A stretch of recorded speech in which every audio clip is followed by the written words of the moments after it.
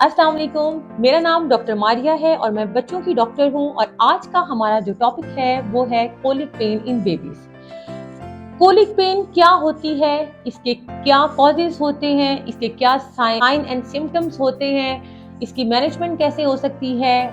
Parents के लिए ये बहुत ज़्यादा परेशान कुन चीज़ है। तो इन सब चीज़ों पे जब हम डिस्कस करेंगे तो इससे पेरेंट्स की एजुकेशन में बहुत ज़्यादा इजाफा होगा और उनकी एंजाइटी में कमी आएगी। तो चलें डिस्कस करते हैं what is colic pen. Colic pen बच्चों के पेट में मरोड़ उठता है। ये 3 से 4 हफ्तों पे स्टार्ट होती है और ये 5 महीने तक खुद ही खत्म हो जाती है, यानी ये सेल्फ लिमिटिंग पेन है। इसको नॉर्मल क्राइंग से हम ऐसे डिफ्रेंशिएट कर सकते हैं कि ये पेन जो होती है ये बहुत ज़्यादा एक्सेसिव क्राइंग होती है, मतलब बच्चा बहुत ज़्यादा रोता है। हाई पिच्ड क्राई होती है।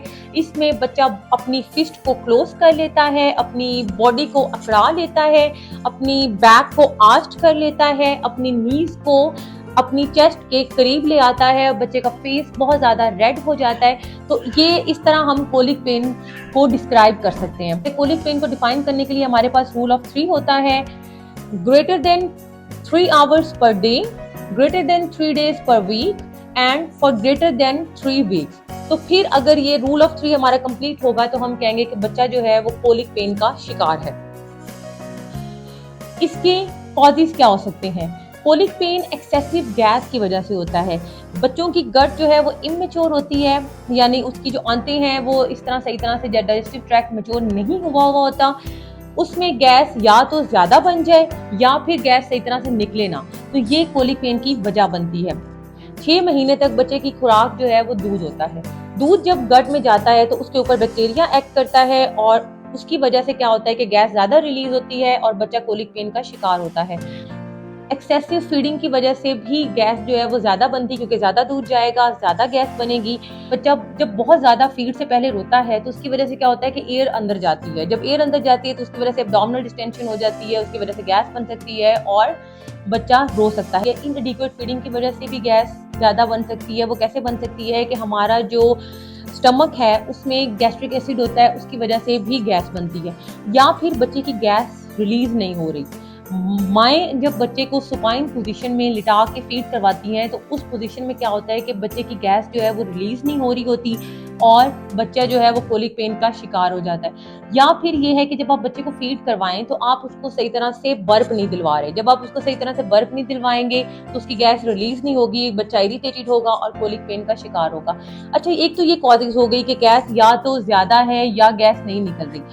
तीसरी वजह ये हो सकती है कि बच्चा को लैक्टोज इंटॉलरेंस का शिकार हो सकता है। बच्चा मिल्क प्रोटीन एलर्जी हो सकती है, तो कोई फूड एलर्जी हो सकती है। तो इन सब चीज़ों के लिए डॉक्टर का बच्चे को एक दफ़ा देखना बहुत ज़्यादा ज़रूरी होता है। ऑल्दो अगर आप को एजुकेशन है, आपको पता है कि बच्चे को कोलिक पेन है, आप उसको रिलैक्स करें, रीएश्योर करें, इट्स फाइन। लेकिन आपने एक दफ़ा बच्चे को डॉक्टर के पास ज़रूर चेक करवाना है, क्योंकि बच्चा डॉक्टर फिर रूल आउट करेगा कि आपका बच्चा जो है वो कोलिक पेन का ही शिकार है या फिर उसको कोई और मसला है। क्योंकि लैक्टोज इंटॉलरेंस में, काउ मिल्क प्रोटीन एलर्जी में और भी सिम्टम्स होते हैं, लेकिन उसमें भी पेन जो है वो बहुत ज़्यादा हाई पेस्ड होती है। बच्चा बहुत ज़्यादा फ्रस्ट्रेटेड होता है, फंसी होता है, पेरेंट्स बहुत ज़्यादा परेशान होते हैं। अब रेशो क्या है कोलिक पेन की अपनेस की? तो मेल है या फीमेल है, इसमें रेशो इक्वल है कोलिक पेन की। इस तरह टर्म और प्री टर्म में इक्वल है और बॉटल फीड और मदर फीड बेबीज में कोलिक पेन की रेशो इक्वल है। हमारी एक मिथ ये है कि बॉटल फीड जो बेबीज होते हैं उनमें कोलिक पेन ज़्यादा होती है as compare to mother feed babies, लेकिन ऐसा कोई वो नहीं है, दोनों में रेशो इक्वल है। तो मैनेजमेंट क्या हो सकती है कोलिक पेन की? सबसे पहले तो मैनेजमेंट जो है कोलिक पेन की, वो उसमें आपने रीएश्योरेंस करवानी है। पेरेंट्स जो हैं वो बहुत ज़्यादा फ्रस्ट्रेटेड होते हैं। माएँ जो हैं वो प्यूर्पेरियम पीरियड में और पहले ही बहुत ज़्यादा परेशान होती हैं। प्यूर्पेरियम डिप्रेशन का शिकार होती हैं। हर घंटे 2 घंटे बाद बच्चा फीड कर रहा होता है, नाइट को वो जाग रही होती हैं और बिल्कुल उनको रेस्ट करने का टाइम नहीं मिल रहा होता। वो बहुत ज़्यादा ऑलरेडी एग्जॉस्ट हो चुकी होती है। और अगर फर्स्ट टाइम पेरेंट्स बने हैं तो मेल एंड फीमेल दोनों बहुत ज़्यादा एग्जॉस्ट होते हैं। सबसे पहले तो रीएश्योरेंस कि आपने पेरेंट्स को रीअश्योर करना है कि ये कोई ख़तरनाक चीज़ नहीं है, इसकी कोई short term long term complications नहीं है, इसमें आपने रिलैक्स रहना है। ये सेल्फ लिमिटिंग डिजीज़ है, ये एक दिन खुद ही चली जाएगी। 5 महीने तक ऑलमोस्ट हर बेबी की कोलिक पेन रिजॉल्व हो जाती है। कुछ बेबीज़ की कोलिक पेन पहले भी रिजॉल्व हो सकती है, तो आपने इसमें पेरेंट्स को रिलैक्स करना है। दूसरा ये है, क्योंकि माएँ बहुत ज़्यादा डिप्रेशन का शिकार हो रही होती हैं, उनमें बहुत ज़्यादा ओवरबर्डन हो रही होती हैं, तो उनको सपोर्ट चाहिए होती है। तो अगर आपके इर्द-गिर्द कोई भी सपोर्ट सिस्टम है तो उसको आप यूज़ करें। उसमें आप बच्चे को रिलैक्स करने के लिए भी सपोर्ट सिस्टम यूज़ करें। आप अपने आप को रिलैक्स करने के लिए भी सपोर्ट सिस्टम यूज़ करें।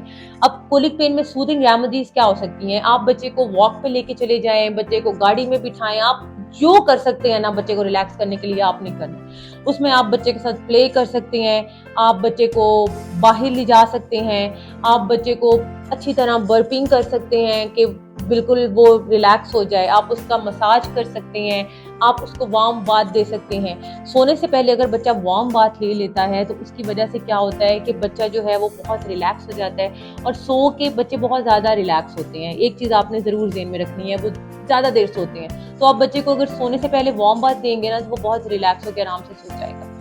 उसके बाद कोलिक पेन को कम करने के लिए एब्डोमिनल मसाज होता है।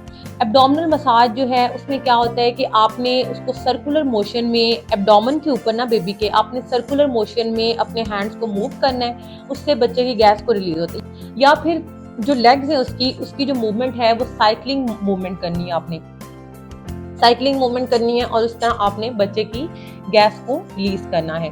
फिर सूदिंग रेमेडीज के अलावा मेडिसिन की जहाँ तक बात करें तो बहुत सारे कोलिक ड्रॉप्स ऐसे हैं जिससे बच्चे को फायदा हो सकता है। बहुत सारी कंपनी से कोलिक ड्रॉप्स आते हैं, किसी भी अच्छी फार्मास्यूटिकल कंपनी के आप कोलिक ड्रॉप्स यूज कर लें, इट्स फाइन। अगर बच्चे के ऊपर असर करना होगा तो वो कोलिक ड्रॉप्स उसके ऊपर असर कर जाएंगे। ये हमेशा ज़हन में रखें कि हर बच्चे को कोलिक ड्रॉप्स असर नहीं करते। कुछ बच्चे को ये रेमेडीज जो है वो फायदा देती हैं, कुछ बच्चे को फायदा नहीं देती, उसमें आपने सिर्फ सब्र करना होता है। अब इससे एक तो कोलिक ड्रॉप्स होते हैं, फिर बच्चा ओवर फीडिंग करता है, दूध बाहर निकलता है, इन्फेंट रिफ्लक्स होता है, वॉमिटिंग करता है, तो उसके लिए एंटी एमेटिक्स आपको डॉक्टर प्रिस्क्राइब कर सकते हैं, वो भी बहुत ज़्यादा फायदेमंद। ये दोनों चीज़ें बहुत इफेक्टिव, इनका अगर कॉम्बिनेशन आप यूज़ करें ना एंटी एमेटिक का और कोलिक ड्रॉप्स का, तो बच्चा बहुत हद तक बेहतर हो जाता है। फिर आपको मैंने बताया है कि बच्चे के अंदर क्या वजूहात हो सकती हैं, एक्सेसिव गैस इकट्ठी हो जाना या फिर गैस का ना निकलना, तो आप उन चीज़ों को अवॉइड कर लें। मतलब बच्चे को आपने ओवर फीडिंग नहीं करवानी, बच्चे को फीड से पहले आपने ज़्यादा रोने नहीं देना, उसके बाद बच्चे को इनएडिक्वेट फीडिंग नहीं करवानी, फिर बच्चे को आपने सुपाइन पोजीशन में लिटा के फीडिंग नहीं करवानी, या फिर आपने बच्चे को प्रॉपर बर्प दिलवाना है, आपने बच्चे को टाइम देना है, जब तक उसको बर्प ना है आपने उसको नीचे नहीं लिटाना। तो अगर आप ये सब कुछ करेंगे तो कोलिक पेन वैसे ही बहुत ज़्यादा कम हो जाएगी। बाकी आप मेडिसिन का इस्तेमाल कर सकते हैं। एक और चीज़, ग्राइव वाटर जो है उसका भी बहुत अच्छा रोल है इसमें, लेकिन इसमें आपने उसको सप्लीमेंट्स के तौर पे नहीं बल्कि मेडिसिन के तौर पे यूज़ करना है ग्राइव वाटर को। उसमें भी कुछ रिसर्च आई है कि उसमें कोई मेडिसिनल कंपोनेंट्स होते हैं और उससे बच्चे को बहुत ज़्यादा फ़ायदा होता है। बाकी अगर बच्चे को लैक्टोज इंटॉलरेंस है या काउ मिल्क प्रोटीन एलर्जी है या कोई ऐसा मसला है तो उसमें बच्चा वॉमिटिंग कर सकता है, उसको लूज मोशन लग सकते हैं, या फिर बच्चे को कुछ भी नहीं है, बच्चे को सिर्फ गैस हो रही, तो उसमें बहुत सारे फार्मूलाज ऐसे हैं जिसमें प्रोटीन के पार्टिकल्स बहुत पतले करके उन्होंने डाले हुए होते हैं, जिसकी वजह से क्या होता है कि बच्चे को वो दूध जल्दी खत्म हो जाता है और उसकी वजह से कोलिक पेन कम हो जाती है। एक तो मेडिसिन इसमें बहुत ज़्यादा फ़ायदेमंद है, दूसरा इसमें अगर लैक्टोज इंटॉलरेंस है तो मैंने आपको बता दिया कि वो बहुत ज़्यादा फ़ायदेमंद है, और तीसरा ये है कि प्रोबायोटिक्स का भी अच्छा रोल है इसमें। ड्राई वाइटर हो गया, मेडिसिन होगी, लैक्टोज इंटॉलरेंस के लिए फार्मूला फीड हो गई और प्रोबायोटिक्स हो गई, तो ये सारी चीज़ें आप मिला के यूज़ कर सकते हैं जिसकी वजह से कोलिक पेन कम हो सकती है। अच्छा, वो कौन से सिम्टम्स होते हैं कोलिक पेन के साथ जिसके साथ पेरेंट्स को परेशान होना चाहिए कि वो डॉक्टर के पास फ़ौरन बच्चे को लेके आए? अगर बच्चा फीड सही तरह से ना कर रहा हो, बच्चा बहुत ज़्यादा लेथार्जिक हो रहा हो, या फिर बच्चे को वॉमिटिंग साथ हो रही हो, या बच्चे के लूज मोशन बहुत ज़्यादा हो, तो फिर आपने डॉक्टर के पास फौरी रजू करना है। तो आज की वीडियो में हमने डिस्कस किया कि कोलिक पेन होती क्या है, कोलिक पेन के कॉजेज़ क्या होते हैं, कोलिक पेन की रेशियो क्या होती है, कोलिक पेन की मैनेजमेंट क्या होती है, कौन सी ऐसी चीज़ें हैं जो हम करें तो कोलिक पेन का इंसिडेंस कम हो सकता है। At the end of the video मैं यही कहूँगी कि colic pen is a self limiting disease. तो आपने अपने आप को रिलैक्स रखना है, सब्र से काम लेना है, ये टाइम गुजर जाएगा। उम्मीद है आपको मेरी वीडियो पसंद आई होगी। अल्लाह हाफिज।